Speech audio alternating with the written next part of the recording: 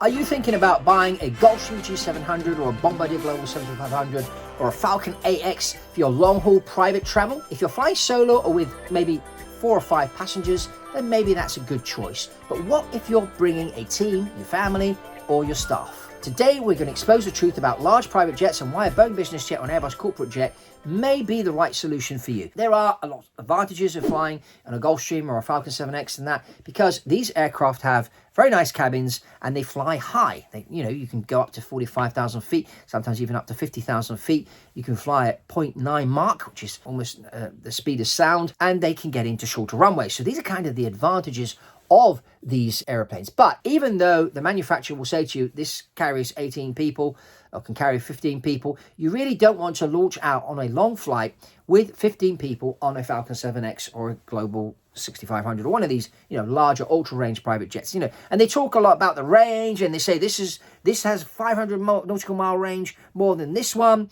And, and they give you all this talk and that, and the brokers kind of push these airplanes out there because they make a percentage. Now, when I broker a deal, I will charge a flat fee. By charging a flat fee, my goal is to get you the right solution and not make a percentage. Otherwise, I'm going to try and sell you the $70 million jet, make my 2.5%, and, happy days for me. If you're going to be launching out with, 8, 9 passengers on a long flight, let me tell you what's going to happen from a logistical standpoint. Now, if the flight is 10, 12 hours, sometimes it is a good idea to carry an extra pilot, which means you're going to have 3 pilots on board and you're going to have a flight attendant. If you've got, let's say, 10 passengers, 4 members of crew, that's 14 people on the aircraft. Now, these aircraft, all of them, the G550, the 650, the Global 7500, the 7X, the AX, they have 2 toilets on board, one at the front and one at the back. The other thing that they have is they have a galley, which is a small galley. So this galley doesn't really cater for 14 people. What's going to happen is you're not going to have enough space to store the food and the drinks. So you're going to have to use the front toilet to store your food,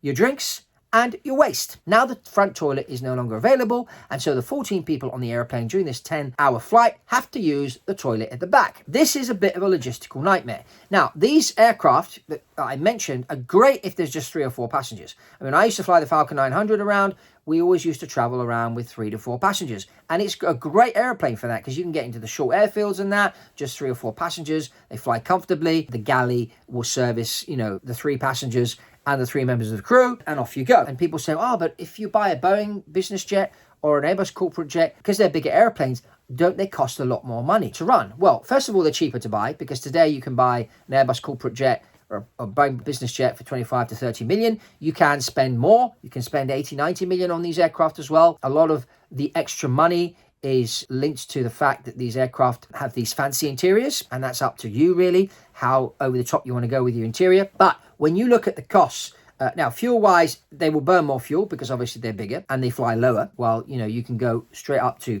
45,000 feet, 47,000 feet in your Global 7500, and you're going to burn less fuel. But fuel's not the only thing you have to calculate. You have to calculate the maintenance and the spare parts and all things like that. Well, on the Boeing and the Airbus, that cost of all those things is a lot cheaper. The only extra cost is going to be obviously landing fees because that goes by weight, and the fuel. But all the other things, pilot training, for example, it's a lot cheaper. Just to give you an example. If you want to tight rate your pilot in an Airbus or 737, it only costs about $12,000 to $14,000.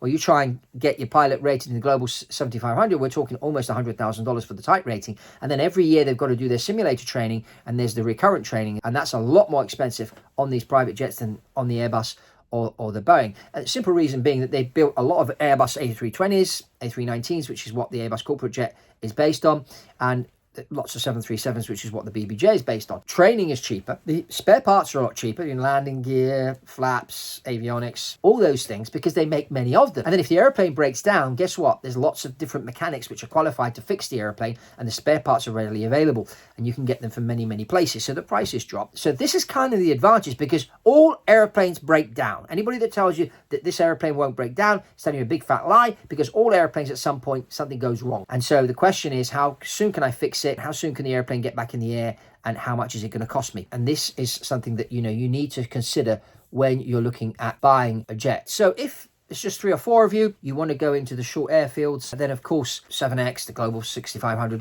one of these airplanes is going to work for you. We can get on a call and get more into the specifics about your needs, recommend the best solution for you, which is something I always advise in you doing. But certainly these larger jets are good for larger groups, but don't get influenced by the fact that because the Global 6500 has 14 seats on it, that you can fly 14 people from New York to London, because it's going to be an absolute logistical nightmare. So let's get the conversation going. What do you think? What would you choose? Would you choose a BBJ or an ACJ over a Gulfstream? Tell me what you think. Let's get this going in the comments below. And if you want to get on a call with me, just reach out on my email and we'll book you in for a call and get specific and see what's the right solution for you. And that's all from Fabrizio here on BizJet TV, and I'll see you on the next one.